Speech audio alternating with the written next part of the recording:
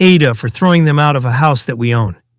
Son and future in-laws decide to exclude his family from wedding. They thought son owned the house, not us. Post 1. I feel like people are going to accuse me of leaving out details, so let me start with the full background. If you want to skip ahead and just decide I overreacted, fine, but I think the context matters. My wife and I have always gone above and beyond for our son, and all I've ever asked in return is some respect. That's why this whole situation is eating me up, because somehow, after years of providing for him, I'm now being painted as the bad guy. We live in New Jersey. We both work in Manhattan, and we've done well for ourselves. Nothing glamorous, just steady careers, savings, a little extra tucked away. Our son went to college in Pennsylvania, a couple of hours' drive from us. He decided to stay there after graduation. Housing in that area isn't cheap, and my wife and I thought we'd do something generous. Not only for him, but also for ourselves. We bought a 4-bedroom house in Pennsylvania, big enough that our son would have a place to live, and we could also use it as a second home when we wanted a break from city life. We paid for everything: the mortgage, taxes, upkeep, maintenance. Our son's only responsibility was to cover his own groceries and utilities.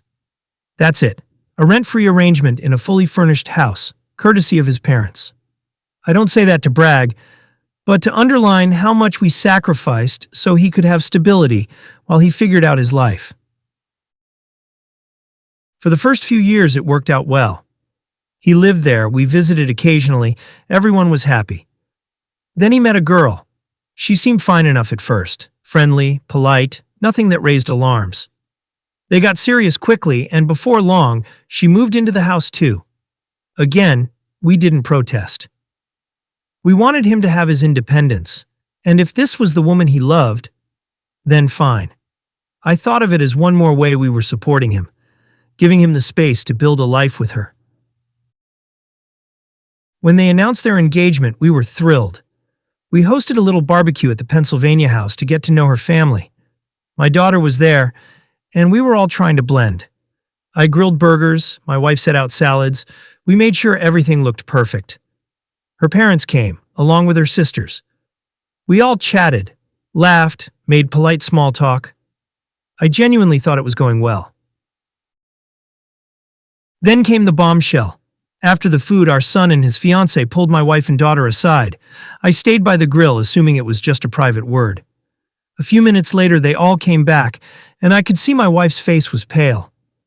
She whispered that we were leaving immediately. I was stunned. We had barely said goodbye before we were back in the car, driving to New Jersey, in tense silence. It wasn't until we got home that my wife told me what happened. Apparently, the fiancée and her family had decided we weren't the right kind of people to be at the wedding. According to them, we'd embarrassed them in front of their extended family. Not just us, but our daughter too. We were all uninvited. I was livid. After everything we had done, paying for the house, providing a safe and stable home, they thought we were beneath them. I called my son the next day demanding an explanation.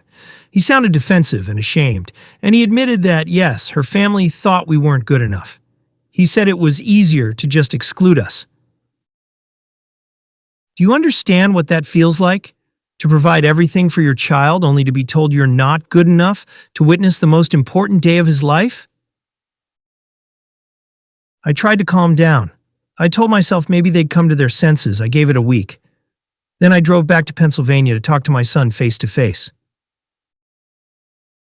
When I arrived, I was shocked again. Her family, her parents, her sisters, were all in the house, not just visiting, but living there.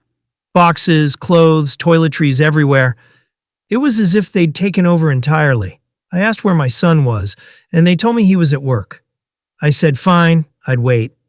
They told me no, I wasn't welcome. When I said this was my house, they looked at me like I was insane. One of them said, "Why are you even here? This is their home now." That's when I lost it. I told them point blank that the house wasn't theirs. It wasn't my son's, it was mine and my wife's. I told them they had 30 days to get out because I was selling it. I didn't shout. I didn't threaten. I just stated the facts. Then I went straight to a realtor and put the house on the market. Of course, word got back to my son. He called me in a panic asking why I was selling his house. I reminded him that it was never his house. It was mine. I'd let him live there rent-free, but since he and his fiancée had made it clear we weren't welcome in his new life, he no longer had the privilege. He protested, saying he had nowhere to go. I told him he'd have to figure it out, just like any adult does. Now, here I am being called cruel for taking a hard stance. But how much more was I supposed to tolerate? They wanted to exclude us from the wedding, treat us like second-class citizens, and simultaneously act like they owned our property. At what point am I allowed to stand up for myself? Some people say parents should always support their kids no matter what. But there's a difference between support and being taken advantage of. My son is still my son, and I love him. But his fiancé's family seems to think they can erase us and reap the benefits of what we built. I can't allow that. So maybe I am the jerk for putting my foot down. But if that makes me the bad guy, then I'll wear it. At least I know where I stand. Post 2. After I told them they had 30 days to get out and went to the realtor, things got loud fast. My phone lit up with texts from my son, then calls, then messages from numbers I didn't even recognize. At first it was just him, demanding to know why I was ruining his life. When I reminded him calmly that it wasn't his house to begin with, he shifted gears. Suddenly it wasn't about him at all. It was about her family, about where are they supposed to go, about how I was punishing innocent people. That phrase stuck with me, innocent people. It sounded rehearsed, like something someone had fed him. My wife tried to reach out, but every time she called, he cut her off after 30 seconds, saying he was busy or that this isn't a good time. When I did get him on the phone long enough to press, his voice sounded flat. Not angry the way you'd expect, but robotic. He kept repeating lines like, "You don't understand, this is what's best," and "We need space from toxic influences." That word, toxic, stung more than anything. We had given him space. We had given him a house. How was that toxic? Then, when we saw him in person for the first time after the blow-up, I noticed it. He was thinner. His face looked hollow, like he hadn't been eating properly. His shoulders slumped in a way they never had before. My son had always been broad and sturdy, someone who carried himself with easy confidence. But now he looked like the fight had been wrung out of him. I asked if he was sleeping, and he brushed me off. He said he was fine, that he was just busy with wedding planning. But even as he said it, his eyes flicked toward his fiancée like he was waiting for her approval. She nodded slightly, almost imperceptibly, and then he relaxed, like he'd passed a test. My stomach sank. It was subtle things like that which made me realize how deep this ran. At dinner, when I asked if he wanted seconds, she answered for him. "He's watching his portions," she said with a smile that didn't reach her eyes. When I asked if he was keeping up at work, she jumped in. "He doesn't need to overwork himself." Every time he opened his mouth, she cut him off or finished his sentence. My son just sat there, tired, eyes down, pushing food around his plate. Afterward, my wife cried in the car. "He looks sick," she whispered. "They're not letting him take care of himself." Meanwhile, her family doubled down on their performance. They paraded around the Pennsylvania house like it was their birthright. Her mother started calling it our home. Her father told the realtor that we had no right to sell without their consent, as if the deed had magically transferred to them. When I asked for clarification, he blustered about future inheritance and how families take care of each other. It wasn't just the parents either. Her sisters treated my son like he was already theirs. One of them left a note in the kitchen that read, "Don't forget to pick up almond milk. You know how we like it." We. Not him, not her. We. They weren't guests anymore. They had colonized the place. The pressure campaign kicked into high gear after that. Social media posts went up almost daily. Some were vague. Sad when parents can't just be happy for their children. Others were pointed, "Imagine evicting your own son right before his wedding." My name wasn't mentioned, but everyone in their circle knew who it was about. The comments were what hurt most.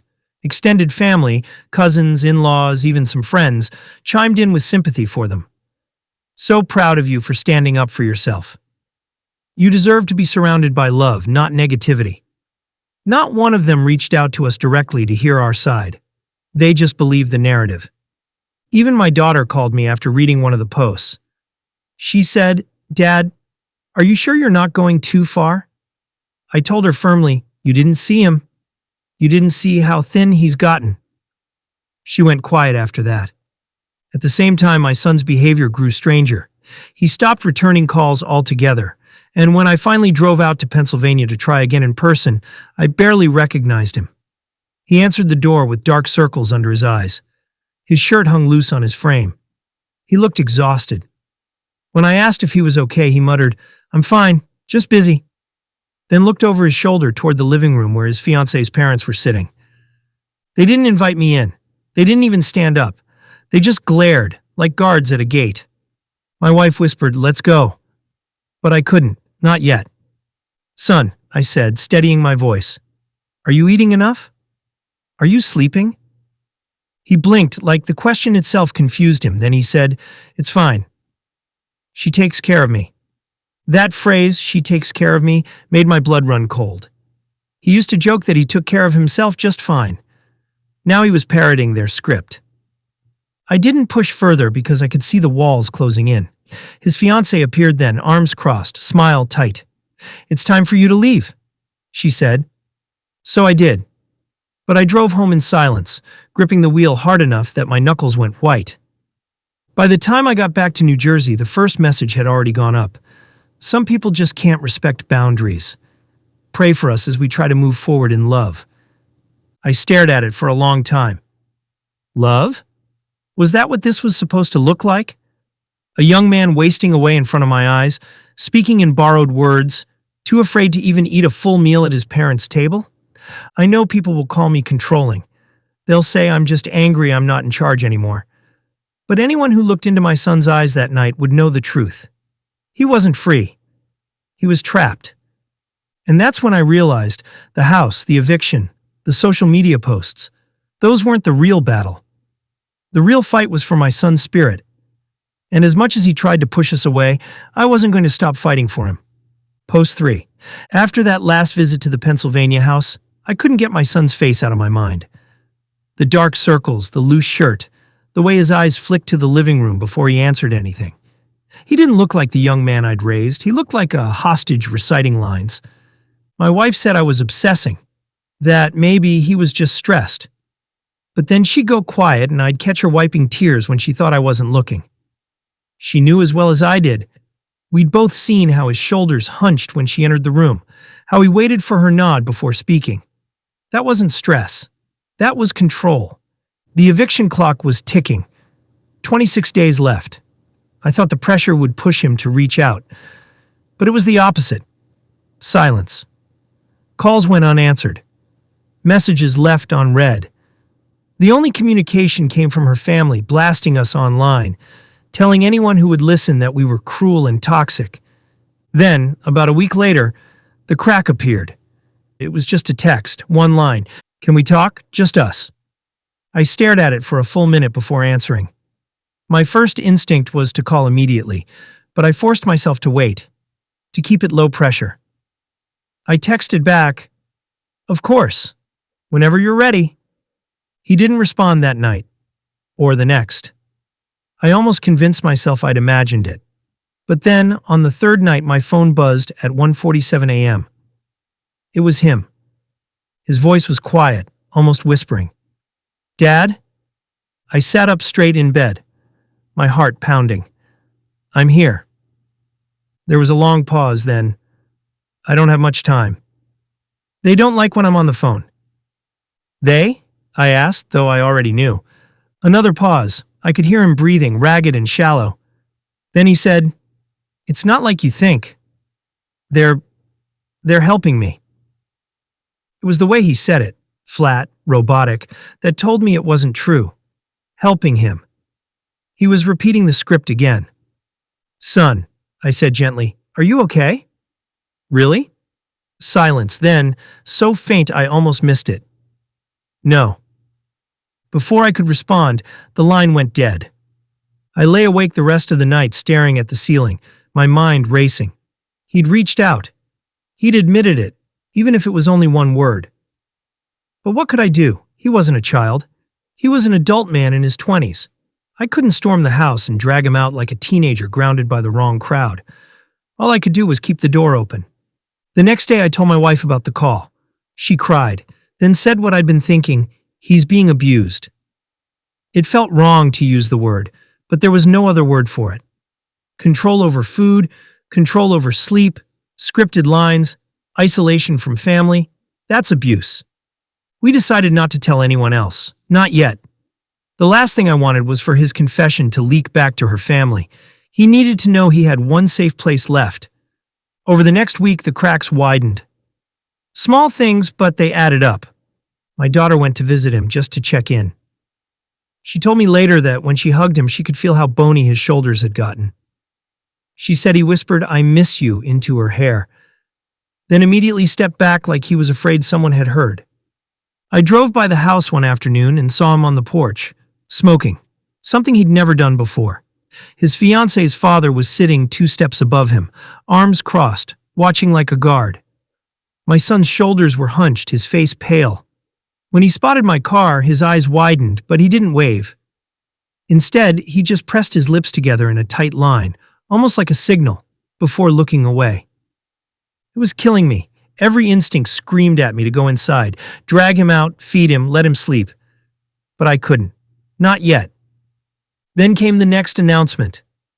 At a neighborhood gathering, which we weren't invited to but heard about through mutual friends, his fiancée stood up and declared that she was pregnant.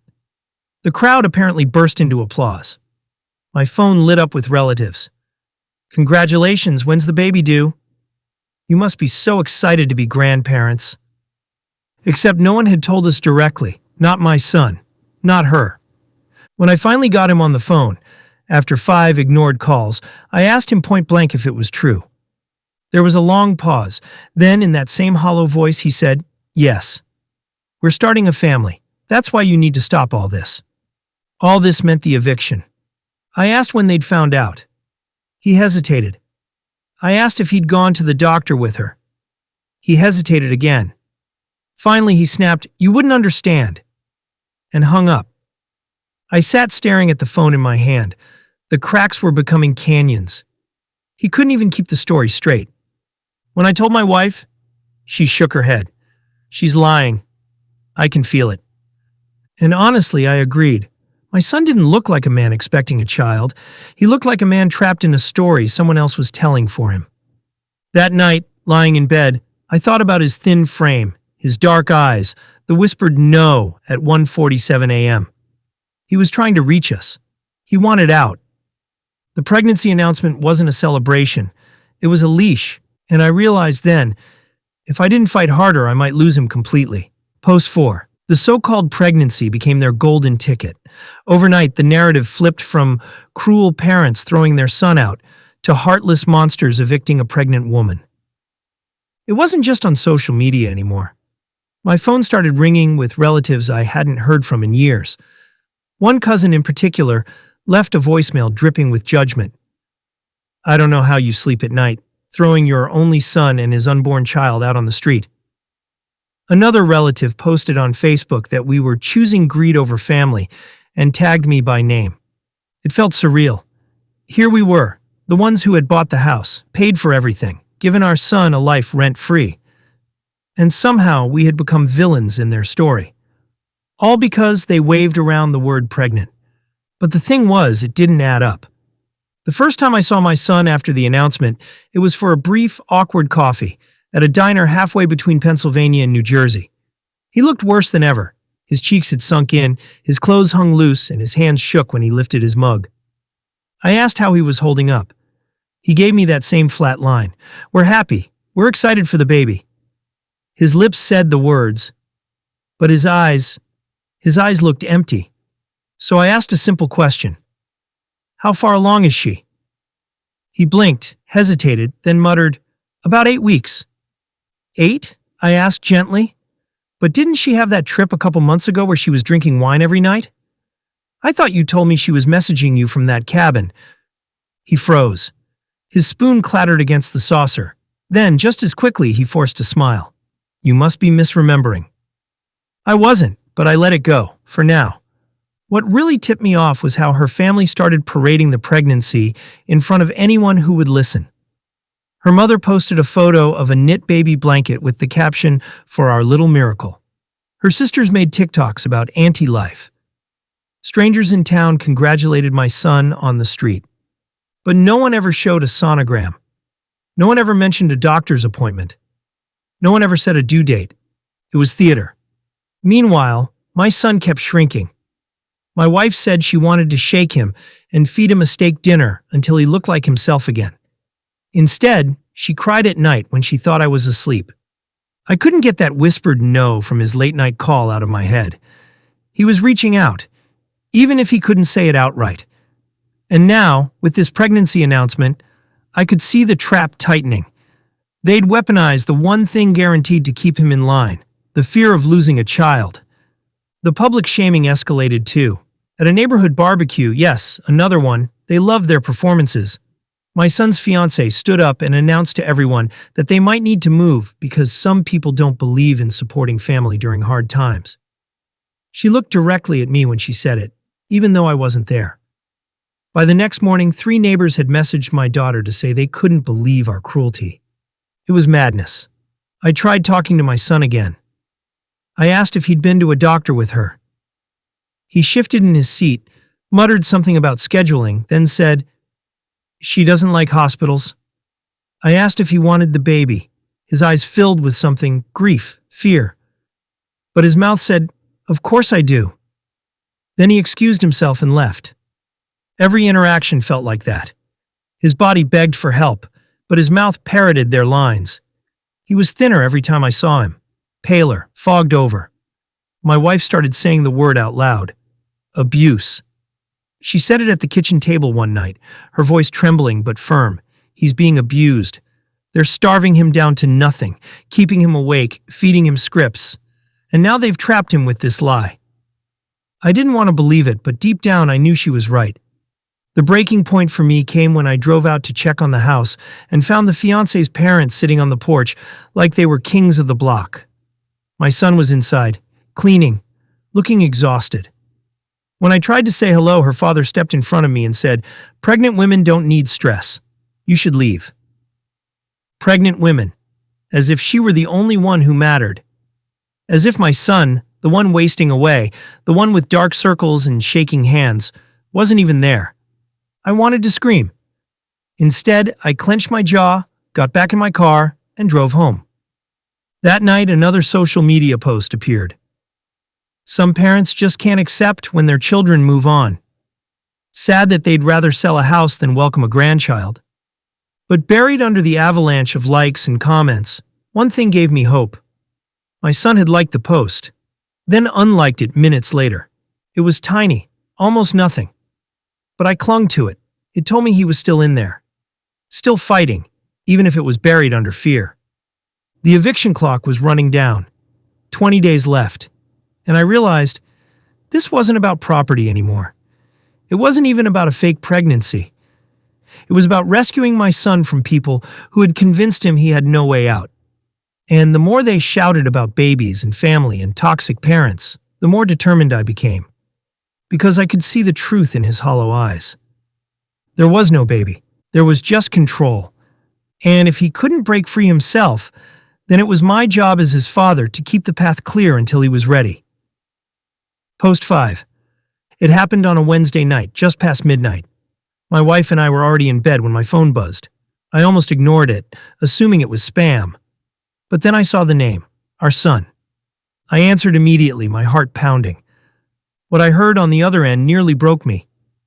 He was crying, not just sniffling, full choking sobs. His voice was hoarse, trembling like it was tearing him apart just to speak.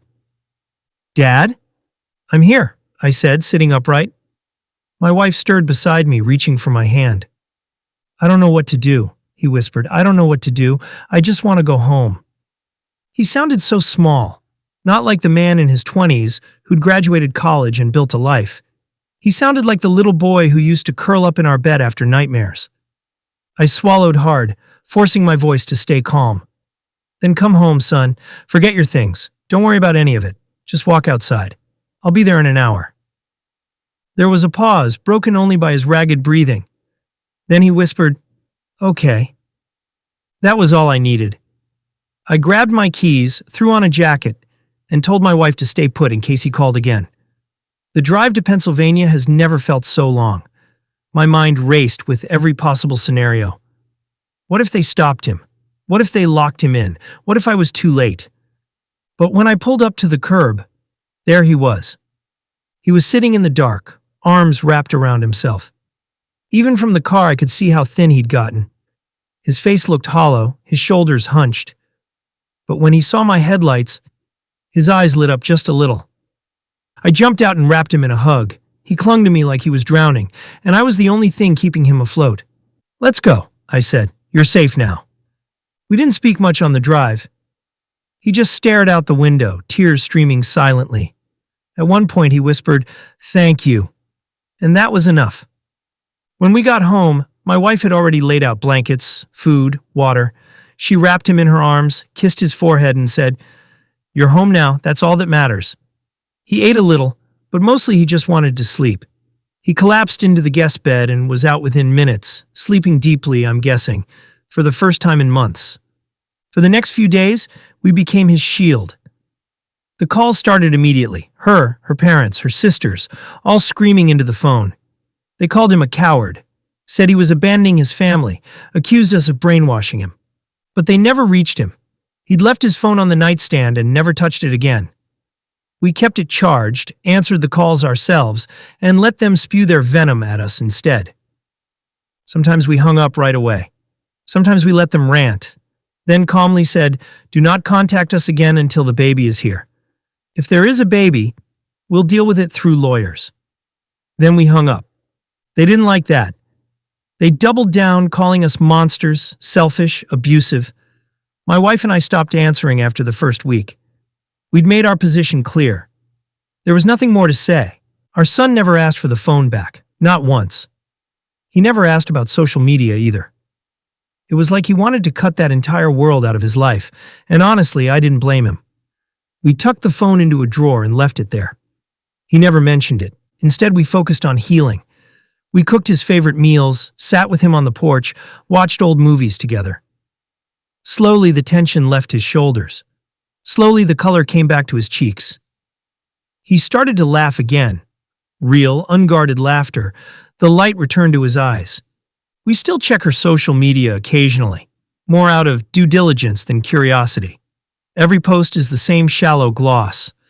Brunch photos, nights out with friends, wine glasses clinking. Not a single sonogram. Not a mention of doctor's visits. In every photo, her stomach is flat. In several, she's drinking. Maybe we're wrong. Maybe there was a baby and something happened. But if there ever was, she's made no effort to prove it. From everything we can see, it was a leash, nothing more. We'll keep checking because if there ever is a child, we'll do what's necessary. But as of now, there's no sign. Our son hasn't asked once. He doesn't bring her up. He doesn't bring them up. He's focused on rebuilding. He told us the other night, with a tired smile, "I finally feel like myself again." And that's all that matters. Post 6, final update, epilogue. I suppose this will be my last update. It has been several months since everything happened, and enough has settled that I feel I can finally write the ending to all of this. First, the messy part.